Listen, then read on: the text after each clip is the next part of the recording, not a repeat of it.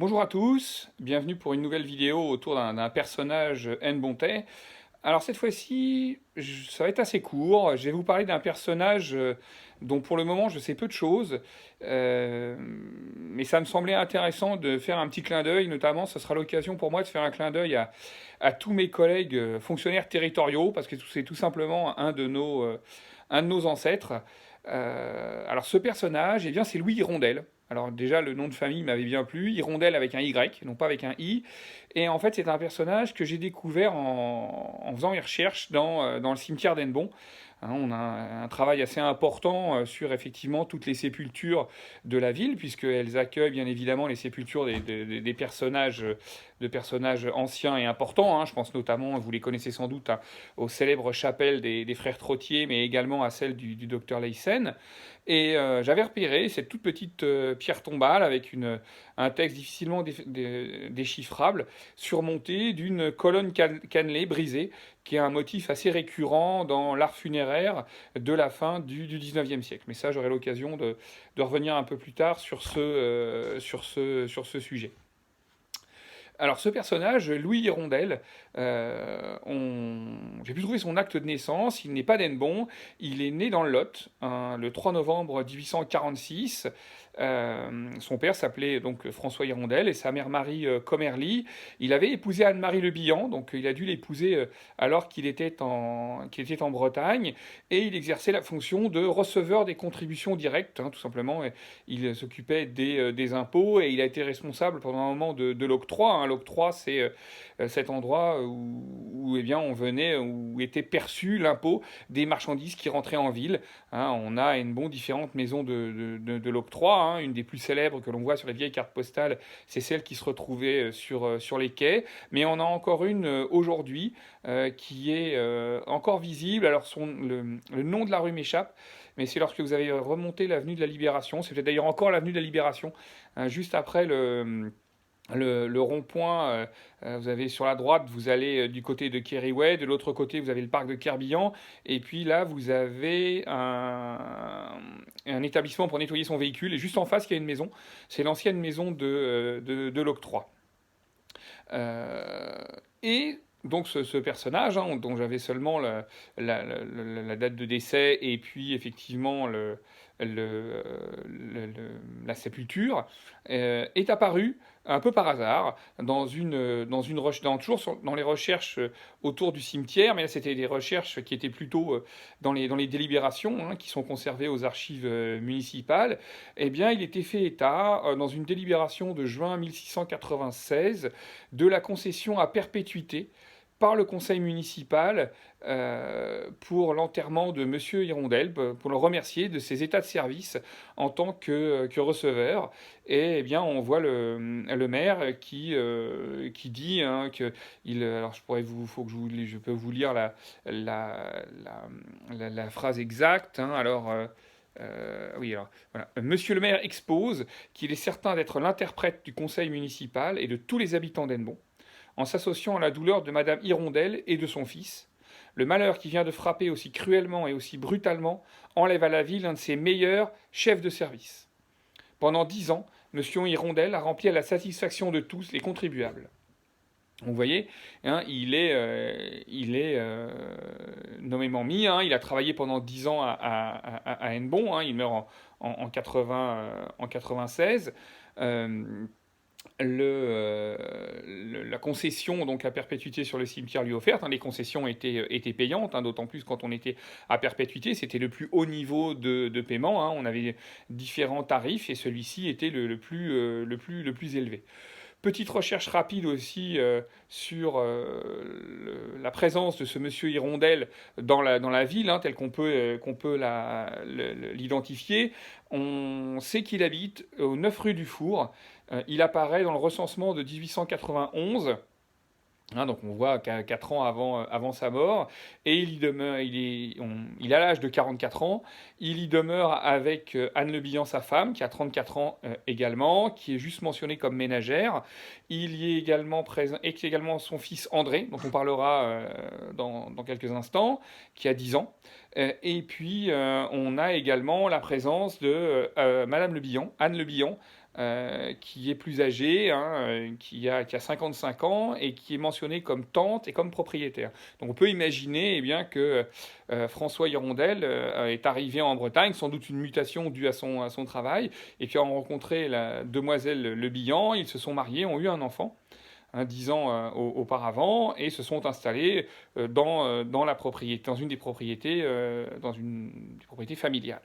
Le cadastre de 1896, celui qui est juste après, puisque c'est tous les 5 ans, cette fois-ci, il apparaît, 49 ans, receveur des contributions directes, sa femme est encore présente, évidemment, hein, elle a 40 ans, et on retrouve Marie Le Bihan à 60 ans.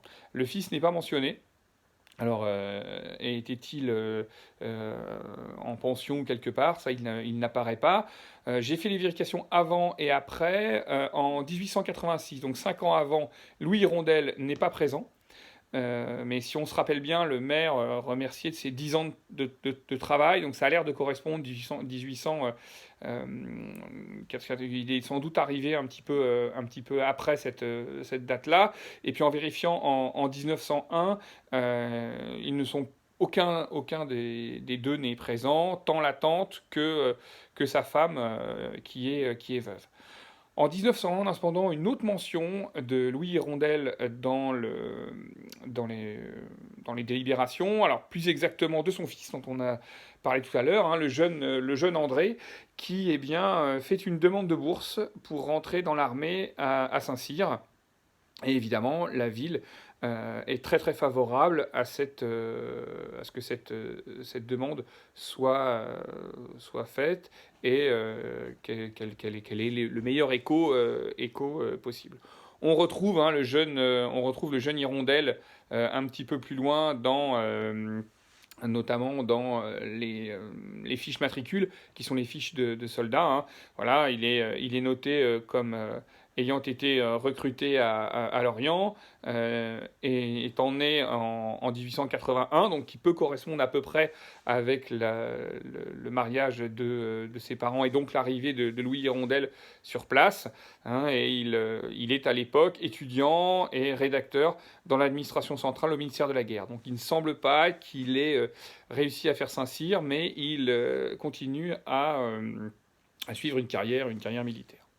Voilà, c'était une présentation un petit peu rapide d'un personnage. C'était aussi l'occasion de vous montrer, eh bien, à partir d'une pierre tombale, d'un nom, d'une date de décès et de date de naissance, ce qu'on peut éventuellement trouver sur un personnage, qu'on peut ensuite coupler avec les différents registres de mariage, de naissance, de mariage et de sépulture, et puis également regarder un peu ce qu'a fait son enfance. Donc c'est un moyen aussi, c'est un élément important dans la question de la généalogie, de pouvoir aller voir de temps en temps ces questions de cimetière, d'inhumation, mais aussi lorsqu'on a des personnages dont on connaît le métier et que ce métier a une caractéristique, si ce n'est publique, du moins représentée, eh bien il n'est pas toujours inintéressant d'aller voir à l'intérieur des délibérations si ils apparaissent. Voilà, je vous remercie beaucoup de votre attention et puis je vous dis à très bientôt pour une nouvelle vidéo. Au revoir.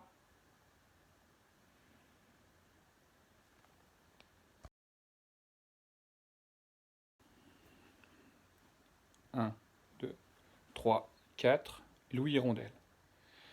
Bonjour à tous, bienvenue pour une nouvelle vidéo autour d'un personnage N. Bontet.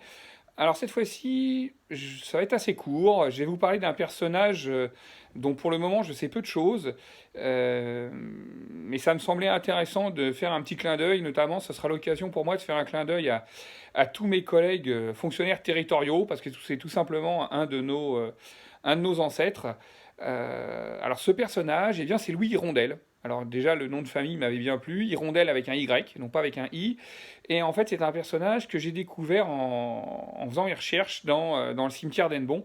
Hein, on a un travail assez important sur effectivement toutes les sépultures de la ville, puisqu'elles accueillent bien évidemment les sépultures des personnages, de personnages anciens et importants. Hein. Je pense notamment, vous les connaissez sans doute, hein, aux célèbres chapelles des frères Trottier, mais également à celle du docteur Leyssen. Et j'avais repéré cette toute petite pierre tombale avec un texte difficilement déchiffrable, surmonté d'une colonne cannelée brisée, qui est un motif assez récurrent dans l'art funéraire de la fin du 19e siècle. Mais ça, j'aurai l'occasion de revenir un peu plus tard sur ce sujet. Alors ce personnage, Louis Hirondelle, j'ai pu trouver son acte de naissance, il n'est pas d'Hennebont, il est né dans le Lot, hein, le 3 novembre 1846. Son père s'appelait donc François Hirondelle et sa mère Marie Commerly. Il avait épousé Anne-Marie Le Bihan, donc il a dû l'épouser alors qu'il était en Bretagne, et il exerçait la fonction de receveur des contributions directes, hein, tout simplement. Et il s'occupait des impôts et il a été responsable pendant un moment de l'octroi, hein. L'octroi, c'est cet endroit où eh bien, où était perçu l'impôt des marchandises qui rentraient en ville, hein. On a différentes maisons de l'octroi, hein. Une des plus célèbres que l'on voit sur les vieilles cartes postales, c'est celle qui se retrouvait sur les quais. Mais on a encore une aujourd'hui qui est encore visible. Alors le nom de la rue m'échappe, mais c'est lorsque vous avez remonté l'avenue de la Libération. C'est peut-être d'ailleurs encore l'avenue de la Libération, hein, juste après le rond-point.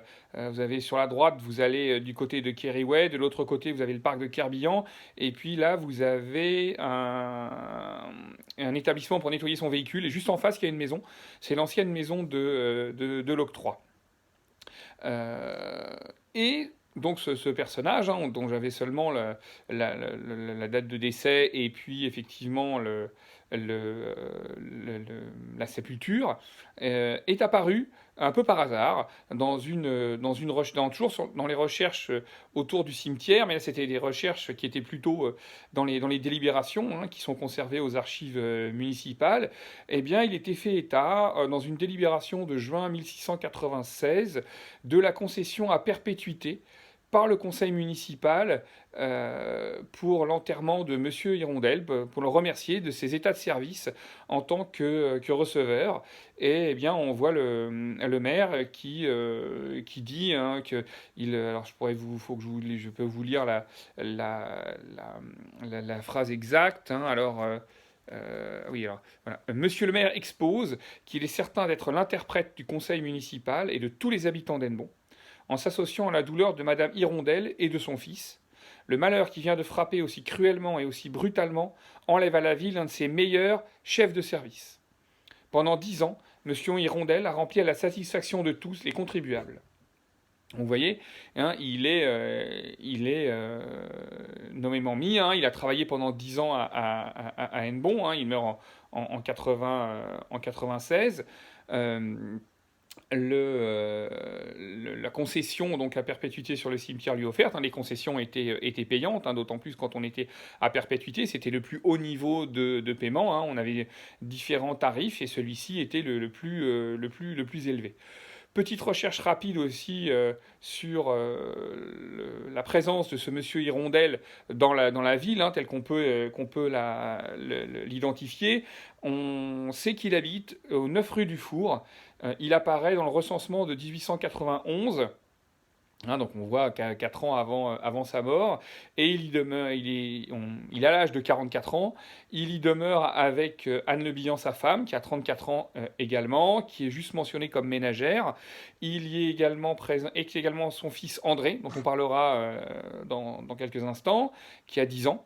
Et puis on a également la présence de Madame Le Bihan, Anne Le Bihan, qui est plus âgée, hein, qui a 55 ans et qui est mentionnée comme tante et comme propriétaire. Donc on peut imaginer, eh bien, que François Hirondelle est arrivé en Bretagne, sans doute une mutation due à son travail, et puis a rencontré la demoiselle Le Bihan. Ils se sont mariés, ont eu un enfant, hein, 10 ans auparavant, et se sont installés dans la propriété, dans une des propriétés familiales. Le cadastre de 1896, celui qui est juste après, puisque c'est tous les 5 ans, cette fois-ci, il apparaît, 49 ans, receveur des contributions directes, sa femme est encore présente, évidemment, hein, elle a 40 ans, et on retrouve Marie Le Bihan à 60 ans. Le fils n'est pas mentionné. Alors, était-il en pension quelque part? Ça, il n'apparaît pas. J'ai fait les vérifications avant et après. En 1886, donc 5 ans avant, Louis Hirondelle n'est pas présent. Mais si on se rappelle bien, le maire remerciait de ses 10 ans de travail, donc ça a l'air de correspondre 1800. Il est sans doute arrivé un petit peu après cette date-là. Et puis en vérifiant en 1901, ils ne sont aucun des deux n'est présent, tant la tante que sa femme qui est veuve. En 1901, on a cependant une autre mention de Louis Hirondelle dans les, dans les délibérations, alors plus exactement de son fils dont on a parlé tout à l'heure, hein, le jeune André, qui eh bien, fait une demande de bourse pour rentrer dans l'armée à Saint-Cyr. Et évidemment, la ville est très très favorable à ce que cette demande soit faite et qu'elle ait le meilleur écho possible. On retrouve le jeune Hirondelle un petit peu plus loin notamment dans les fiches matricules, qui sont les fiches de soldats. Hein. Voilà, il est noté comme ayant été recruté à Lorient et étant né en 1881, donc qui peut correspondre à peu près avec le mariage de ses parents et donc l'arrivée de Louis Hirondelle sur place. Hein, et il est à l'époque étudiant et rédacteur dans l'administration centrale au ministère de la Guerre. Donc il ne semble pas qu'il ait réussi à faire Saint-Cyr, mais il continue à suivre une carrière militaire. Voilà, c'était une présentation un petit peu rapide d'un personnage. C'était aussi l'occasion de vous montrer, eh bien, à partir d'une pierre tombale, d'un nom, d'une date de décès et de date de naissance, ce qu'on peut éventuellement trouver sur un personnage, qu'on peut ensuite coupler avec les différents registres de mariage, de naissance, de mariage et de sépulture, et puis également regarder un peu ce qu'a fait son enfance. Donc c'est un moyen aussi, c'est un élément important dans la question de la généalogie, de pouvoir aller voir de temps en temps ces questions de cimetière, d'inhumation, mais aussi lorsqu'on a des personnages dont on connaît le métier et que ce métier a une caractéristique, si ce n'est publique, du moins représentée, eh bien il n'est pas toujours inintéressant d'aller voir à l'intérieur des délibérations si ils apparaissent. Voilà, je vous remercie beaucoup de votre attention et puis je vous dis à très bientôt pour une nouvelle vidéo. Au revoir.